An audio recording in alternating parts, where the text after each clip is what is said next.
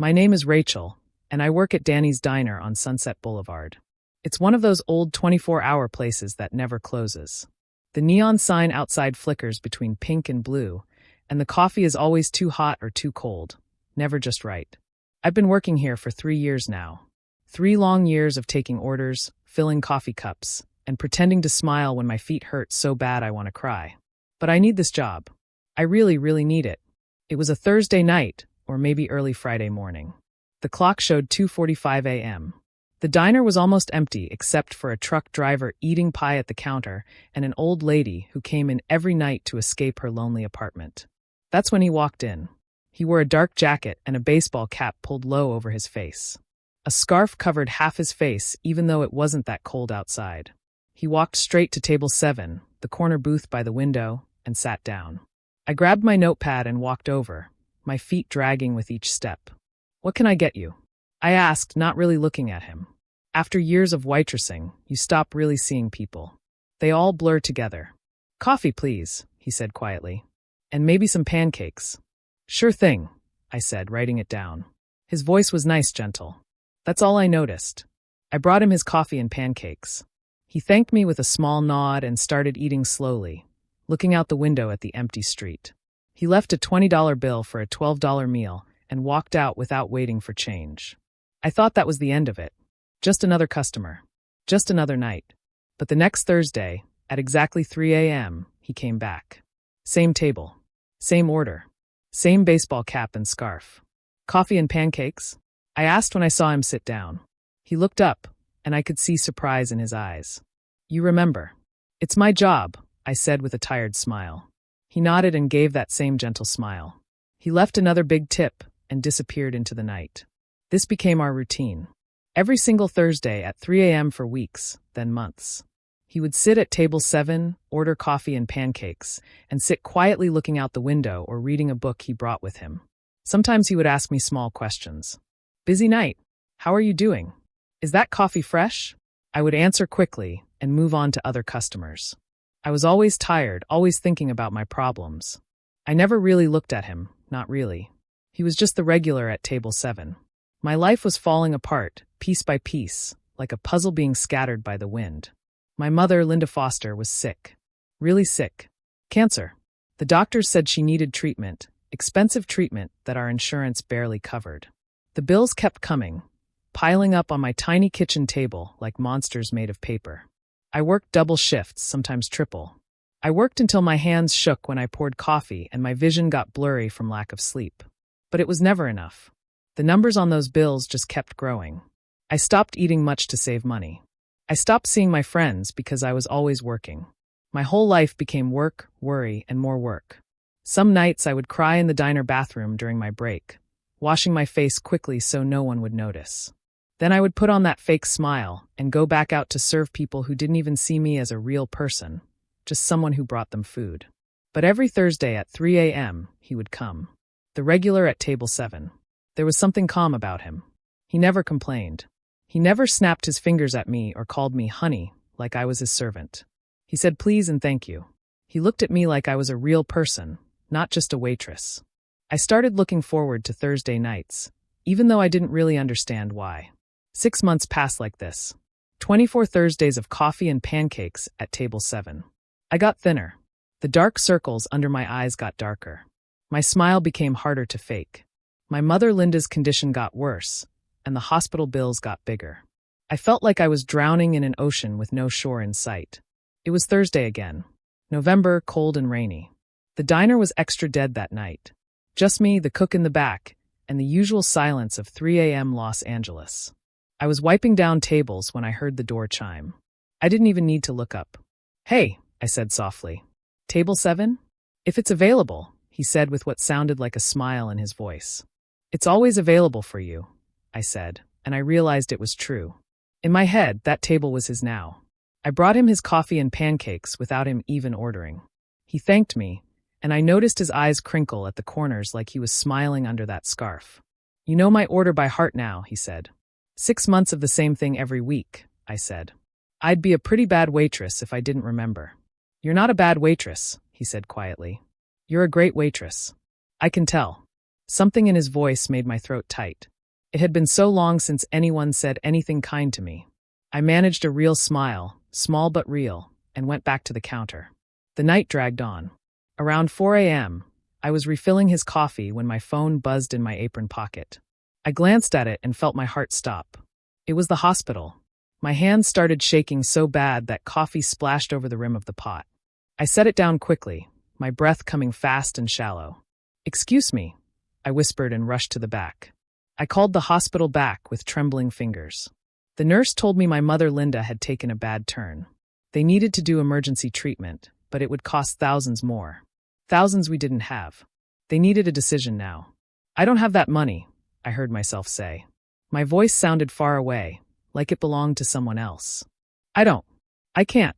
The nurse was kind but firm. Without the treatment, there wasn't much else they could do. I hung up and stood there in the back hallway, staring at the wall. The gray, dirty wall with old posters about hand washing and fire exits. Everything felt unreal. This was it. This was the moment I lost her. I couldn't hold it in anymore. I just couldn't. 6 months of holding everything together, and I finally broke. I slid down the wall and sat on the floor, and I cried. I cried like a little kid, huge gasping sobs that hurt my chest. I didn't even care that I was at work, that I was supposed to be professional. What did any of it matter anymore? I don't know how long I sat there on that dirty floor in the back hallway of the diner, crying into my hands. 5 minutes. 20? Time had stopped meaning anything. I heard footsteps and looked up, wiping my eyes quickly. It was Danny, the owner. He was old and grumpy but had a soft heart under all that gruffness. "Rachel?" He looked worried. "You okay, kid?" "I'm fine," I lied, standing up too fast and wobbling. "I'm sorry. I'll get back to work." "You don't look fine," he said gently. "Take a minute. Take 5. The diner isn't going anywhere." But I couldn't take 5 minutes. If I stopped moving, I would completely fall apart. So I splashed water on my face, took a shaky breath, and walked back out to the dining area. The regular at table 7 was still there, his coffee cup half empty. When I walked past, he looked up at me. I tried to avoid his eyes, but it was too late. He saw me. Really saw me. Saw my red eyes, my tear-stained face, the way I was barely holding myself together. "Are you okay?" he asked softly. "I'm fine," I said automatically, that lie I'd told 1,000 times. "You don't look fine," he said, his voice full of concern. And just like that, something inside me snapped. Maybe it was because I was too tired to pretend anymore. Maybe it was because he asked like he actually cared. Maybe it was because it was 4 a.m. and the world felt like a strange dream anyway. "No," I said, my voice cracking. "No, I'm not fine." I sat down across from him in that booth, something I'd never done with a customer before. The words started pouring out like water from a broken dam. I told him about my mother Linda, about the cancer, about the medical bills that kept piling up no matter how many shifts I worked, about the phone call I just got from the hospital, about how I was going to lose her because I couldn't save up enough money fast enough. He listened, really listened, didn't interrupt, didn't look at his phone, didn't try to give me easy answers. He just listened with these kind, sad eyes. "I work so hard," I said, and I was crying again. "I work so hard. But it's never enough. It's never going to be enough." "I'm sorry," he said quietly. "I'm so sorry you're going through this." For a few minutes, we just sat there in silence. The diner hummed around us, the old refrigerator buzzing, rain pattering against the windows. "What's your mother's name?" he asked finally. "Linda," I said. "Linda Foster." He nodded slowly, like he was memorizing it. "You're a good daughter," he said. "She's lucky to have you fighting for her." "But I'm losing the fight," I whispered. He reached across the table and squeezed my hand for just a second. "Don't give up," he said. Then he stood up, left 3 20s on the table for his $12 meal, and walked toward the door. "Wait," I called after him. "I don't even know your name. You've been coming here for 6 months." He paused at the door, his hand on the handle. He turned back and gave me a small smile. "It's not important," he said. "Take care of yourself, Rachel." And he walked out into the rainy Los Angeles night. I looked at the money on the table. $60 for a $12 meal. It was generous, like always, but it wouldn't even make a dent in what I needed. I cleaned up his table with heavy arms and finished my shift in a fog. I got home at 6 a.m. and fell asleep still wearing my uniform. I woke up at noon to my phone ringing. It was the hospital again. My heart sank. What now? Miss Foster? The voice was different this time. Not the night nurse, but someone from administration. I'm calling about your mother's account. I know, I said, feeling tears starting again. I don't have the money yet, but I'm trying. I promise I'm. Miss Foster, the woman interrupted gently. I'm calling to inform you that your mother's account has been paid in full. I sat up in bed. What? Your mother Linda's entire medical bill, including the cost of the emergency treatment she received last night, has been paid. All of it. That's impossible, I said. There must be a mistake. No mistake. An anonymous donor paid everything this morning. Your mother is going to get all the treatment she needs. You don't owe us anything. I couldn't speak. Couldn't breathe. Miss Foster? Are you there? Who? I finally managed to ask. Who paid it? It was anonymous. They wished to remain unknown. But they left a message for you. I heard papers shuffling. It says, for Rachel and Linda. Don't give up. Table 7. My phone slipped from my hand onto the bed. I stared at the wall, my mind racing. Table 7. The regular at table 7. It was him. The search. I didn't go back to sleep. I couldn't. I sat on my bed, stunned, trying to process what had just happened. Some stranger, a man who ordered pancakes and coffee every Thursday at 3 a.m., had paid off my mother Linda's medical bills. All of them. Tens of thousands of dollars. Who was he? I'd been serving him for 6 months and barely looked at him. I couldn't even picture his face clearly. Baseball cap, scarf, dark jacket. Kind eyes. Gentle voice. That was all I had. I called the hospital back 3 times, asking for more information about the donor. But they couldn't tell me anything. He'd paid in cash through some kind of service that protected his identity. That night, I went back to work even though I wasn't scheduled. Thursday couldn't come fast enough. I needed to see him, to thank him, to understand why he'd done this. But Thursday came, and he didn't. 3 a.m. arrived. I watched the door like a hawk. 3:15, 3:30. For a clock, table 7 stayed empty. He didn't come the next Thursday either. Or the one after that. Weeks passed. Then a month. Then 2 months. He never came back. I asked Danny if he knew anything about the regular customer who always sat at table 7. Guy with the cap? Danny shrugged. Always kept to himself. Paid cash. That's all I know. I asked the cook, the other waitresses, even the customers who came in regularly. Nobody knew anything useful. It was like he had been a ghost. A kind ghost who changed my life and then vanished. 3 months after he disappeared, I was having lunch at my friend Jessica's apartment. She was scrolling through her phone while I picked at a sandwich I wasn't really hungry for. Oh man, Jessica said. Did you see Keanu Reeves was in LA filming a new movie? Someone spotted him at some diner on Sunset. Keanu Reeves? I said absently. Yeah, you know the actor? John Wick. The Matrix. I know who he is, I said. I'd seen his movies. Everyone had. Jessica turned her phone toward me. Look, someone got a photo. He's so nice to fans, even at like 3 a.m. apparently. I glanced at the phone screen and my heart stopped. The photo was blurry, taken from far away. It showed a man in a dark jacket and baseball cap outside a diner. The neon sign in the background was pink and blue and flickering. My diner. When was this taken? I asked, my voice strange. Like 6 months ago, Jessica said.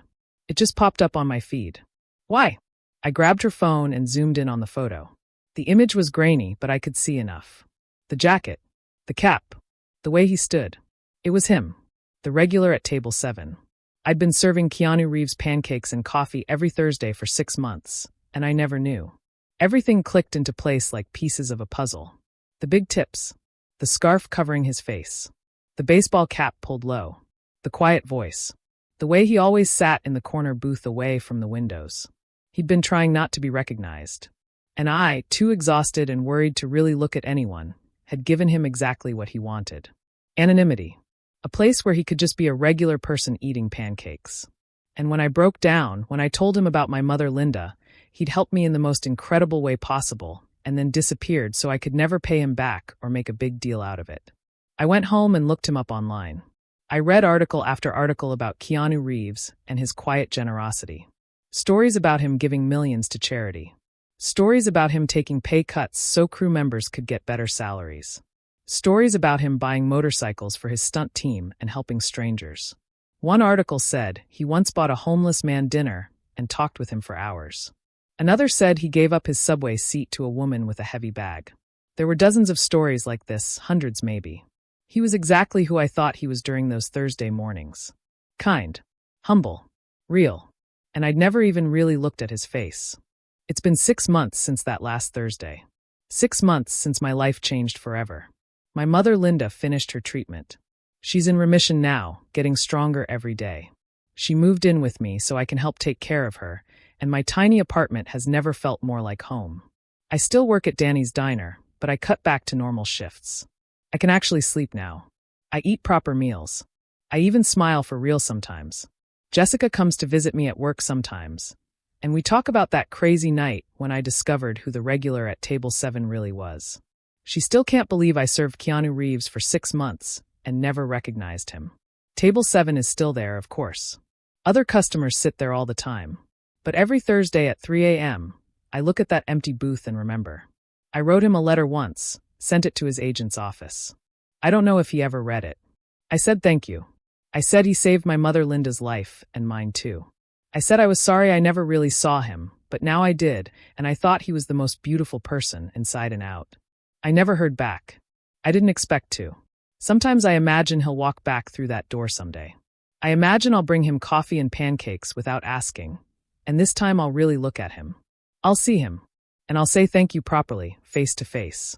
But even if he never comes back, even if I never see him again, I'll never forget what he taught me in those quiet Thursday mornings. He taught me that kindness is real, that there are still good people in the world who help others just because they can, that sometimes angels wear baseball caps and order pancakes at 3 a.m.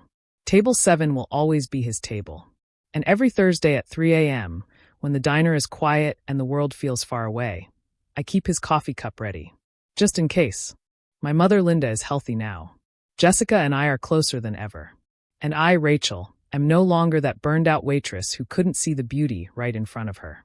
Because hope is a funny thing. Once someone gives it to you, really gives it to you from their heart, it never completely goes away. And maybe that's the greatest gift of all.